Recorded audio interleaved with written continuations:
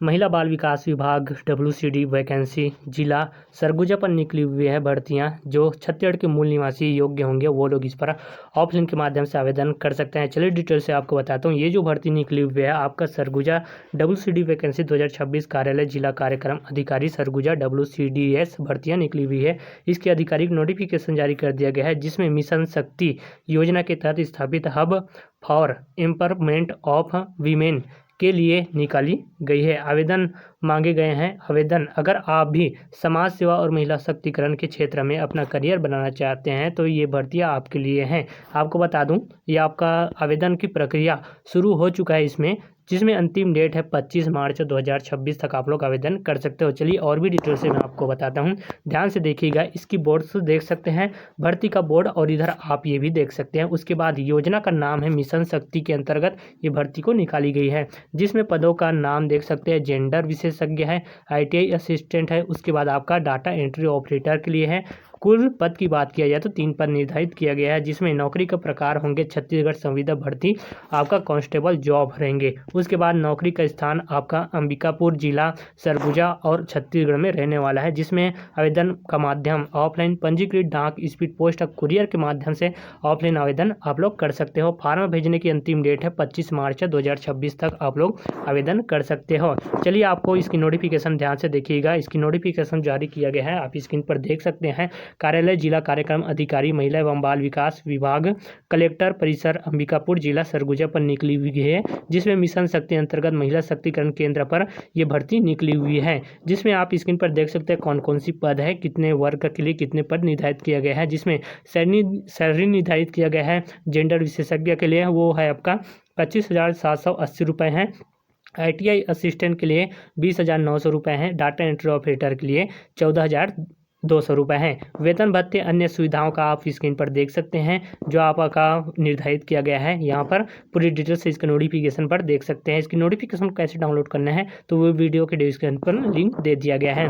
नीचे पर देख सकते हैं आपका विशेषज्ञ कितने कितने पद है, अनारक्षित और अनुसूचित जाति के लिए कुल पद टोटल निर्धारित किया गया है, जो आप स्क्रीन पर देख सकते हैं। जैसे कि आपको बता दूं, जेंडर विशेषज्ञ के लिए 1 पद निर्धारित किया गया है। अनुसूचित जाति ST के लिए कुल पद 1 पद है। ITI असिस्टेंट के लिए 1 पद, अनारक्षित के लिए, अनुसूचित जाति के लिए नहीं किया गया है, इसके लिए टोटल कुल पद 1 निर्धारित किया गया है। डाटा एंट्री ऑपरेटर के लिए किया गया है 1 पद, अनारक्षित के लिए। उसके बाद टोटल मिलाकर के आपको कुल पद 3 पद निर्धारित किया गया है। 3 पदों पर भर्ती संविदा भर्ती होनी है।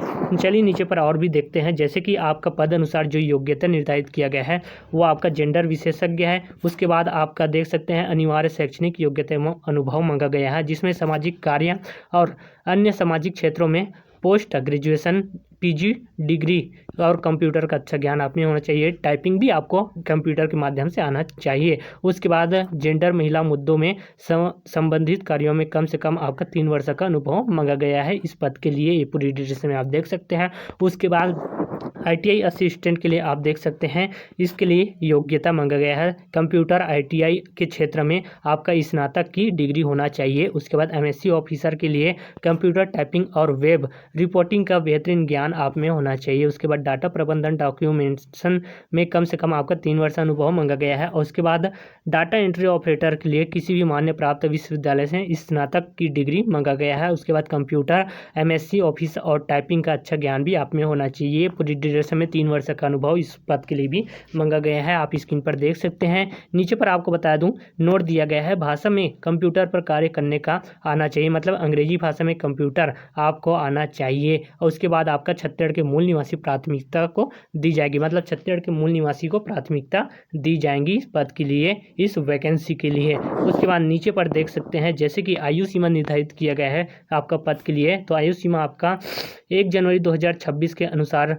आधार की जाएंगी, मतलब कि आपका गणना रहेंगे 1 जनवरी 2026 के आधार पर की जाएंगी। जिसमें जेंडर विशेषज्ञ के लिए आपका आयु 21 वर्ष होना चाहिए, 21 वर्ष से कम नहीं होना चाहिए। अधिकतम आयु निर्धारित किया गया है 45 वर्ष, जिसमें आपका अन्य छूट मिलाकर 50 वर्ष किया गया है। उसके बाद ITI असिस्टेंट के लिए डाटा एंट्री ऑपरेटर के लिए 21 से आपका 35 वर्ष है, अन्य छूट मिलाकर के 45 वर्ष है। और यहाँ पर दिया गया है कि आयु के प्रमाण के लिए 8वीं 10वीं की अंक सूची, मार्कशीट या जन्म प्रमाण पत्र की फोटोकॉपी लाना आपको अनिवार्य होना है। ठीक है, यहाँ पर नीचे पर देख सकते हैं आवेदन शुल्क के बारे में आपको दिया गया है कि आपको आवेदन फॉर्म आप लोग करते हो तो आपको क्या शुल्क चुकाना पड़ेंगे। तो नहीं, यहाँ पर बिल्कुल निःशुल्क रखा गया है, देख लीजिएगा, नहीं रखा गया है। यह पूरी तरह से निःशुल्क है। किसी भी वर्ग के लिए अगर आप आवेदन करते हो, किसी भी पोस्ट के लिए, किसी भी पद के लिए, तो आपको कोई भी शुल्क नहीं देना पड़ेंगे। उसके अनुसार, पोस्ट के अनुसार जो पद है उसके अनुसार इधर सैलरी निर्धारित किया गया है। आप स्क्रीन पर देख सकते हैं 25,780 रुपये हैं,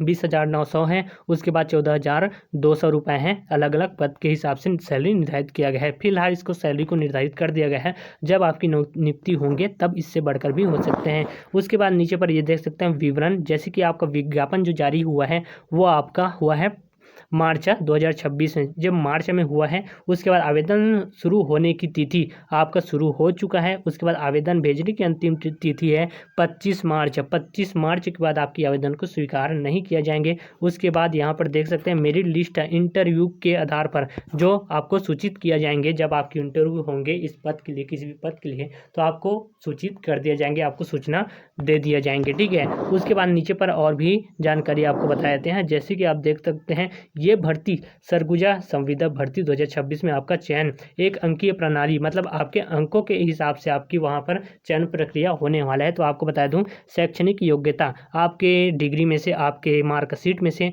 उसी में से आपका 60 अंक जोड़े जाएंगे। उसमें से अगर आपके पास अनुभव भी होंगे, जैसे कि आपका 1 वर्ष के पास अनुभव होंगे या फिर 2 वर्ष का अनुभव होंगे, तो आपका 2 अंक मिलने वाला है। टोटल आपका 18 अंक है इसके लिए। उसके बाद बोनस अंक दिया गया है, वो आपका 2 अंक का है। तो 2 अंक क्यों मिलेंगे? जैसे कि छत्तीसगढ़ के मूल निवासी होंगे आप, तो 2 अंक का आपको बोनस भी दिए जाएंगे। ठीक है, उसके बाद साक्षात्कार इंटरव्यू होंगे, कौशल परीक्षा, एक छोटा सा वस्तुनिष्ठ प्रश्न पूछे जाएंगे, एग्जाम होंगे। उसके लिए 20 अंक निर्धारित किया गया है, जिसमें आपका ITI असिस्टेंट और डाटा एंट्री ऑपरेटर के लिए 10 अंक निर्धारित किया गया है, और इंटरव्यू और 10 अंक की कौशल परीक्षा भी आपका टेस्ट ली जाएंगी। इसमें आपका 10-10 अंक, मतलब अलग अलग इंटरव्यू और 10 अंक आपका कौशल परीक्षा के लिए निर्धारित किया गया है। इन अंकों के आधार पर टॉप उम्मीदवारों को, मतलब आपका 1:10 के अनुपात में इंटरव्यू के लिए आमंत्रित किया जाएंगे। अंतिम चयन सूची मेरिट के आधार पर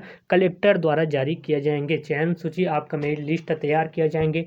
फाइनल मेरिट लिस्ट तैयार कौन करेगा? कलेक्टर करेंगे। उसी से आपका फाइनल चयन लिस्ट निकालेंगे, आपकी चयन होंगे। इसकी नोटिफिकेशन आप स्क्रीन पर देख सकते हैं। इस तरह से इसकी नोटिफिकेशन को डाउनलोड करने के लिए डिस्क्रिप्शन पर लिंक दे दिया गया है, क्लिक करके आप लोग डाउनलोड भी कर सकते हो और अपने से एक बार पूरी जानकारी आप ले भी सकते हो। लेने के बाद ही आप लोग इस पर आवेदन जरूर कीजिए। जो योग्य होंगे उम्मीदवार, छत्तीसगढ़ के मूल निवासी होंगे, उसको भी इस पर आवेदन कर सकते हैं जो योग्य होंगे। ठीक है, उसके बाद आपको पूरी डिटेल्स में इस नोटिफिकेशन को देख लेना है। उसके बाद लास्ट में आवेदन पत्र का जो प्रारूप है इसको प्रिंट आउट निकलवा लेना है। अपनी ईमेल ID, मोबाइल नंबर डाल करके आपको डाक, स्पीड पोस्ट, कुरियर के माध्यम से आपको आवेदन कर देना है सारे डॉक्यूमेंट के साथ। ठीक है, ये आप देख सकते हैं पूरी डिटेल्स में दिया गया है कौन कौन से डॉक्यूमेंट लगने वाला है, तो आप स्क्रीन पर देख सकते हैं। इन सारे डॉक्यूमेंट के साथ आपको डाक, स्पीड पोस्ट के माध्यम से ही आपको आवेदन कर देना है।